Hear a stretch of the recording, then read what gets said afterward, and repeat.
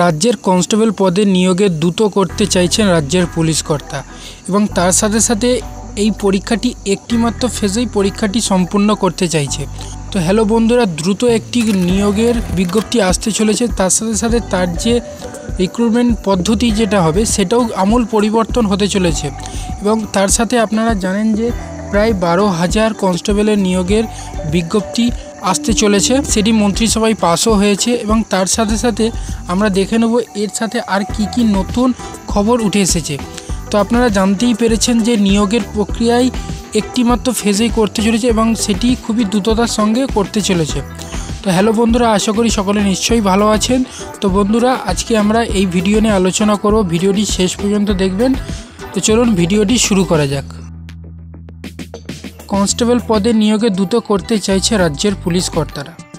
এর জন্য প্রাথমিক এবং মূল লিখিত পরীক্ষার বদলে একটিতেই লিখিত পরীক্ষা করতে গত মাসে প্রস্তাব পাঠানো হয়েছে নবান্নে।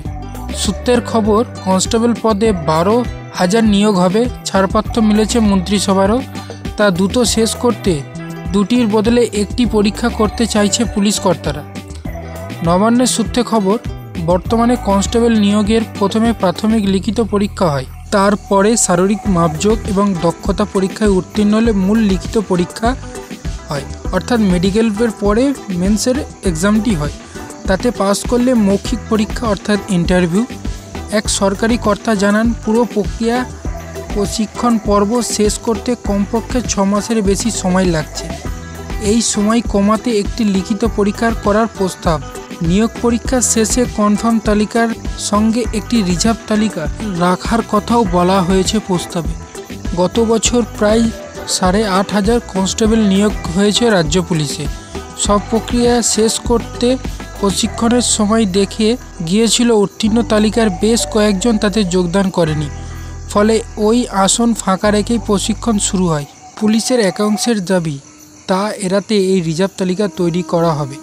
প্রশিক্ষণের সময় উত্তীর্ণ তালিকা থেকে কেউ যোগ না দিলে রিজার্ভ তালিকা থেকে সেই শূন্য পদ পূরণ করা হবে। তবে ওই তালিকায় কোনোভাবেই অপেক্ষমান তালিকা বলে গণ্য হবে না। প্রশিক্ষণ শুরু হয়ে গেলে ওই রিজার্ভ তালিকায় কোনো অস্তিত্ব থাকবে না বলেও নবান্নে পাঠানো প্রস্তাবে বলা হয়েছে। নবান্নের বিচারাধীন ওই প্রস্তাবে ওই 12,000 পদের মধ্যে 15% পদে সিভিক ভলেন্টিয়ারদের জন্য সংরক্ষিত রাখা হয়েছে। আগে ছিল 10%। প্রস্তাবে প্রাক্তন সেনাকর্মীর জন্য 5% সংরক্ষণ রেখে তাদের বয়স এবং শারীরিক দক্ষতা ছাড় দেওয়ার কথা বলা হয়েছে। তো আপনারা দেখতেই পেলেন, একটি বড় রিক্রুটমেন্ট পুলিশে হতে চলেছে এবং তার সাথে সাথে এর যে পরীক্ষার ফেজ সেটি একটি ফেজে করানোর যে প্রস্তাব সেটি পাঠানো হয়েছে। তো আশা করি আপনাদের ভিডিওটি ভালো লেগেছে। অবশ্যই ভিডিওটি যদি ভালো লেগে থাকে তাহলে একটি লাইক করবেন আর আমাদের পাশে থাকার জন্য অবশ্যই চ্যানেলটি সাবস্ক্রাইব করে বেল আইকনটি প্রেস করে নেবেন। তো চলুন দেখা হচ্ছে একটি নতুন ভিডিওতে। ধন্যবাদ।